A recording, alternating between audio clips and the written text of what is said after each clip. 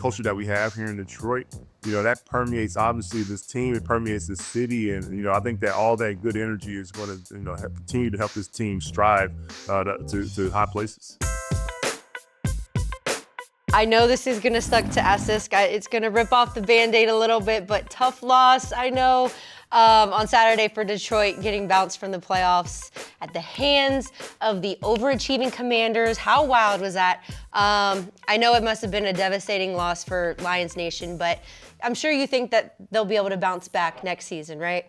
Yeah, for sure. I do feel like we have great leadership, great culture here in Detroit thus far, and we have guys that have experience. That have been to a NFC Championship game, that have been through multiple playoff games, that have won playoff games, so they know what it takes. So it's just a matter of regrouping.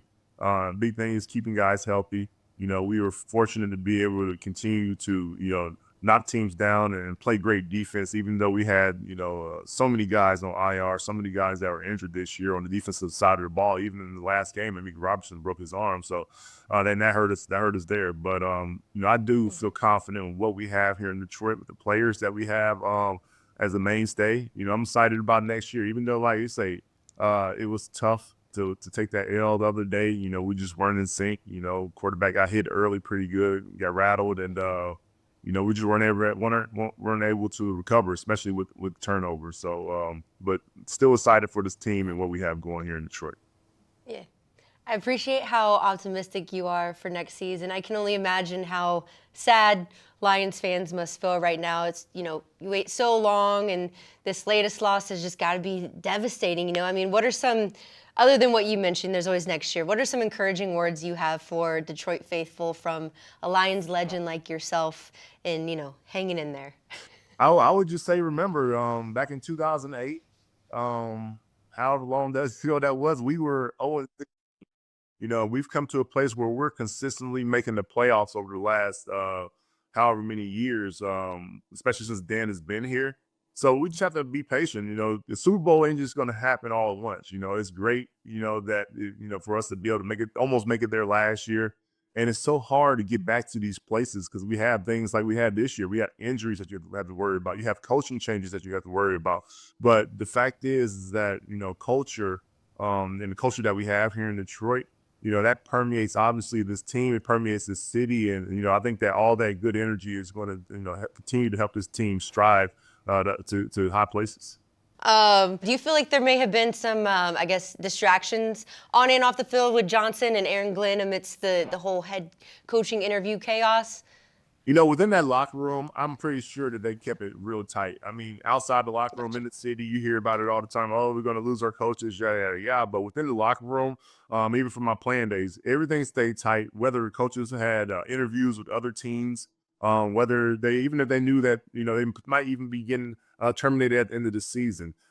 We try very hard to stay focused on the goals that we have at hand and keeping it within the locker room, as the coaches would say. Whether it's the issues from the team or just anything going on with the team. Everything stays tight. We stay sealed lips, and, they say loose lips make the Sink ships. Exactly. So, you got to stay tight within the organization and just keep moving forward until there is no more. Fair enough. I want to talk about the wide receiver position as a whole in the NFL for a minute. So as a receiver with exceptional size and athleticism, you were ahead of your time in terms of your physicality. So today, I feel like we're seeing, a greater mix of big, fast receivers and, smaller, more agile ones. How do you think the ideal wide receiver build has shifted, and which traits do you think are most critical for success in today's game? I mean, there's, like you say, there's guys all over the place, from like a Tyreek Hill. I haven't met Tyreek Hill in person, so I don't know how tall he is, but I mean, he might be like, 5'9" or something, maybe. Yeah, I don't think he's too tall. He said that's too tall. And then, you go all the way up to guys like a Justin Jefferson. He's like, 6'3", 6'4". I was 6'5".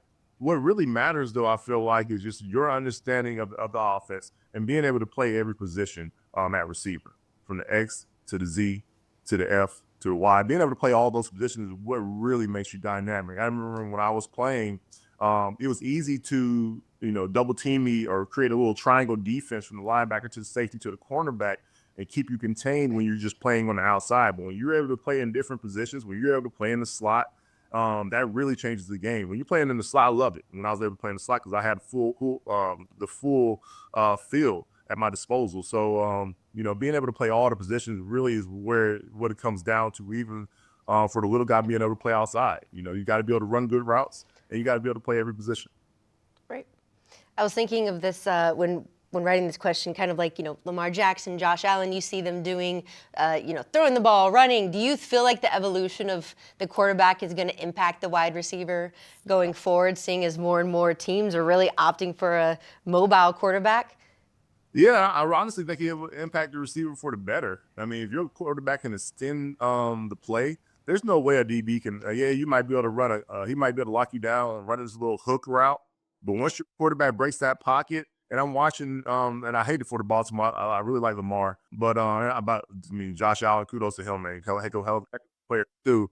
But being able to see what they're doing in Baltimore, it's like the receivers, they see the quarterback. Once he breaks, it's almost as if they already have a pre-planned destination on where they're going to break to, and Lamar is ready for him to break as well. So I think it's nothing but good if you got a quarterback that's mobile in the pocket.